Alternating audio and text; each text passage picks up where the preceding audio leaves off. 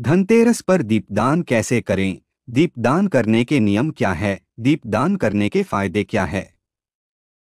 नमस्कार दोस्तों, राधे राधे। जय श्री कृष्ण, जय लक्ष्मी माता, जय कुबेर महाराज। हिंदू धर्म में धनतेरस के पर्व का विशेष महत्व माना जाता है। हर साल कार्तिक माह के कृष्ण पक्ष की त्रयोदशी तिथि को धनतेरस का पर्व मनाया जाता है। इस त्योहार को धन और समृद्धि का कारक माना जाता है।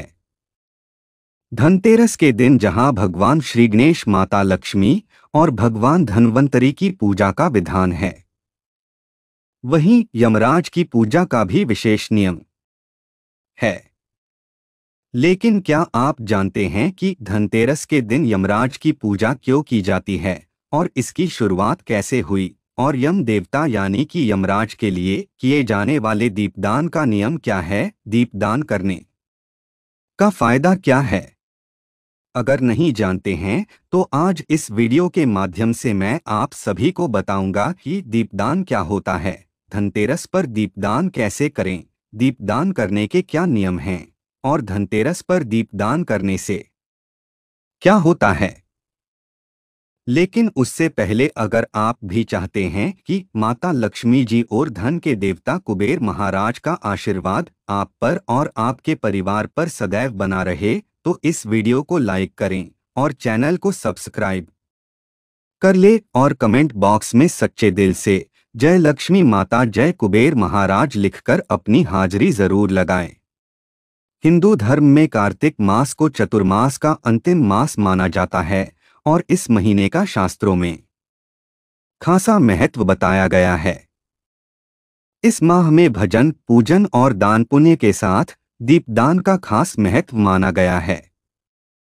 माना जाता है कि इस महीने में भगवान लक्ष्मी नारायण की विशेष कृपा भक्तों को प्राप्त होती है। माना जाता है कि मां लक्ष्मी के बिना इस संसार की कल्पना भी नहीं करी जा सकती है, इसलिए कार्तिक मास में मां लक्ष्मी को प्रसन्न करने के लिए दीपदान के खास उपाय बताए गए हैं।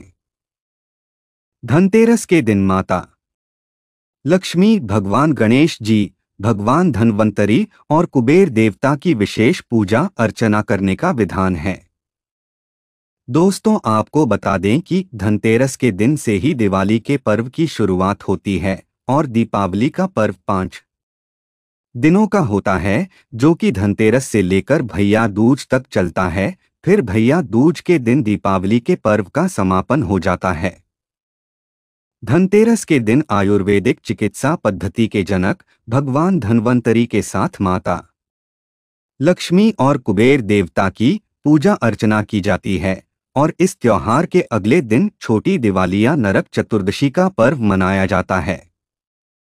शास्त्रों के अनुसार भगवान धन्वंतरी की पूजा उपासना करने से आरोग्य की प्राप्ति होती है और व्यक्ति ऊर्जावान रहता है।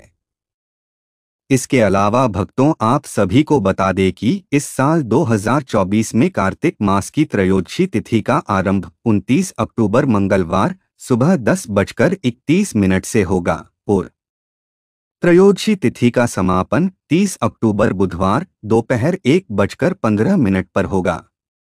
ऐसे में उदया तिथि के अनुसार धनतेरस का पावन पर्व दिन मंगलवार 29 अक्टूबर 2024 को मनाया जाएगा।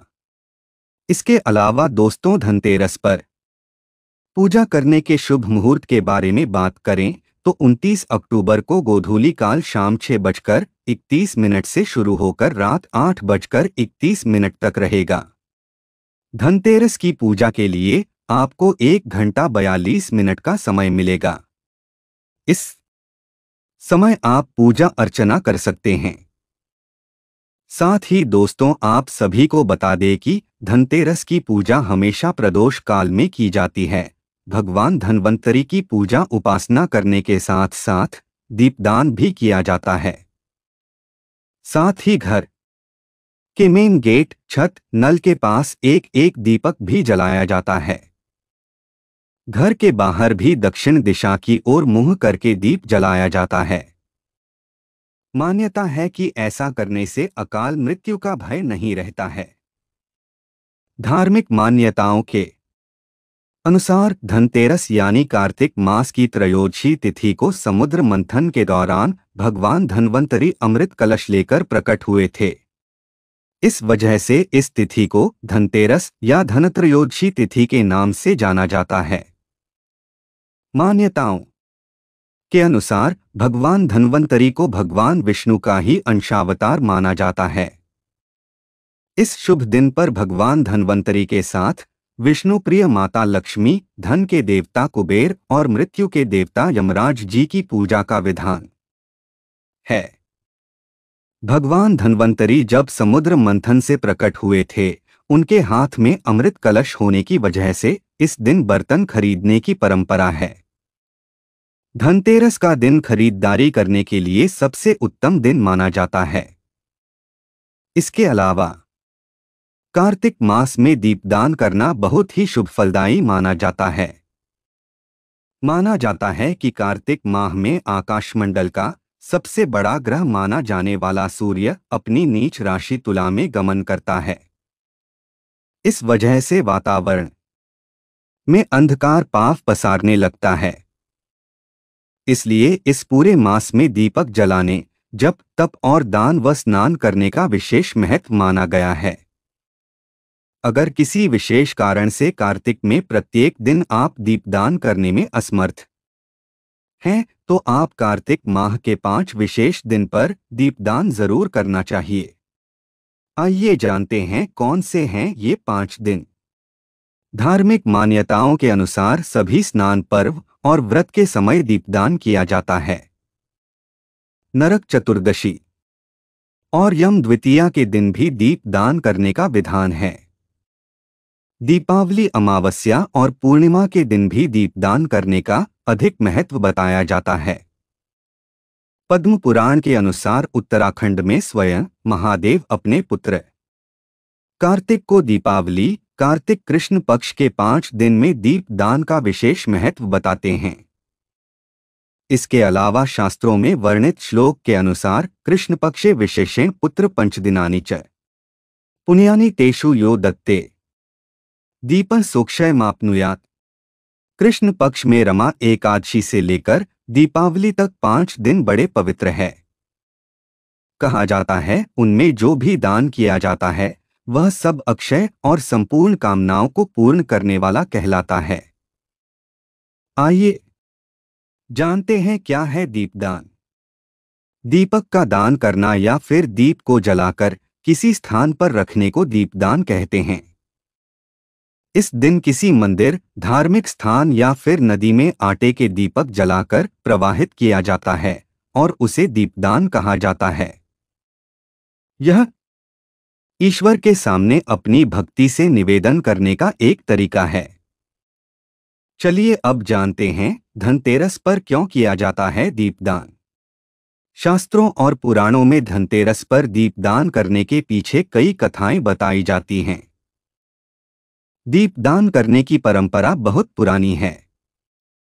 पौराणिक कथा के अनुसार एक बार यमराज ने यमदूतों से पूछा कि तुम हर दिन हजारों लोगों के प्राण लेकर आते हो, क्या कभी तुम्हें किसी पर दया नहीं आती है। इस पर एक यमदूत कहा कि मृत्यु लोक में एक हेम नाम का राजकुमार था, जिसके जन्म होने पर ज्योतिषियों ने बताया था कि जब भी यह बालक विवाह करेगा तो उसके 4 दिन बाद इसके प्राण खत्म हो जाएंगे। फिर राजा ने अपने बालक को बचाने के लिए उसे एक गुफा में रखकर बड़ा किया, लेकिन एक दिन राजा हंस की बेटी घूमते घूमते उस गुफा में पहुंच गई। फिर हेम राजकुमार ने मोहित होकर उससे गंधर्व विवाह कर लिया। विवाह के 4 दिन बाद ही उस राजकुमार का देहांत हो गया। अपने पति के देहांत पर पत्नी जोर जोर से रोने लगी। उस राजकुमार के प्राण हरण करते समय हमें बहुत दुख हुआ था। तभी एक यमदूत ने यमराज से पूछा, अकाल मृत्यु से बचने का कोई उपाय बताइए। यमराज ने कहा कि अगर कोई व्यक्ति धनतेरस की शाम को मेरे निमित्त दीपदान करता है तो उसे और उसके परिवार को अकाल मृत्यु का भय नहीं रहेगा। यही वजह है कि तब से धनतेरस की शाम को दीपदान किया जाता है। आइए अब जानते हैं दीपदान करने से क्या फल मिलता है? ऐसे में धनतेरस के दिन यमराज के नाम से जिस घर में दीपदान किया जाता है वहां अकाल मृत्यु नहीं होती है, साथ ही मृत्यु का भय भी खत्म हो जाता है। धार्मिक मान्यताओं के अनुसार धनतेरस के दिन दीपदान करने से घर में खुशहाली बनी रहती है, वहीं सुख सौभाग्य और आरोग्य की भी प्राप्ति होती है। साथ ही जीवन में कभी भी कठिन समस्या का सामना नहीं करना पड़ता है। चलिए अब जानते हैं धनतेरस पर दीपदान कब करना चाहिए। धनतेरस पर शाम के समय यानी प्रदोष काल में यमराज के लिए दीपदान किया जाता है। इस बार 29 अक्टूबर 2024 के दिन प्रदोष काल शाम 5:38 से शुरू होगा, जो 6:55 तक रहेगा। ऐसे में दीपदान के लिए पूरे 1 घंटे 17 मिनट का समय मिलेगा। इस दौरान आप दीपदान कर सकते हैं। धनतेरस पर घर में दीपदान कैसे करें? धनतेरस पर खरीदारी करने के साथ ही शाम में दीपदान किया जाता है। इसके लिए मिट्टी का एक बड़ा दीपक जलाकर यमदेव के मंत्रों का उच्चारण करें। फिर एक बड़ा दीपक लें। इसमें रुई की 2 बड़ी बत्तियां लेकर दीपक के बाहर बत्तियों के 4 मुख बनाएं। इसके बाद तिल का तेल और काले तिल डालें। फिर रोली, चावल और फूलों को अर्पित कर इस चौमुखी दीपक को दक्षिण दिशा की तरफ जलाकर रख दें। इसके साथ ही दीपदान करते समय मृत्युना पाशदंडाभ्यां कालेन चमयास त्रयोदश्या दीपदनाथ सूर्यज प्रियतामिति मंत्र का जप करें।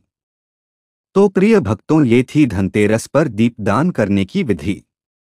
अगर वीडियो अच्छी लगी तो वीडियो को लाइक एंड शेयर करें और आपके अपने चैनल रंगीला बाबा ऑफिशियल को सब्सक्राइब करके बेल नोटिफिकेशन को ऑल पर सेट कर ले, ताकि आपको हमारी आने वाली हर एक न्यू वीडियो का नोटिफिकेशन आपको सबसे पहले मिल जाए। वीडियो देखने के लिए आपका धन्यवाद।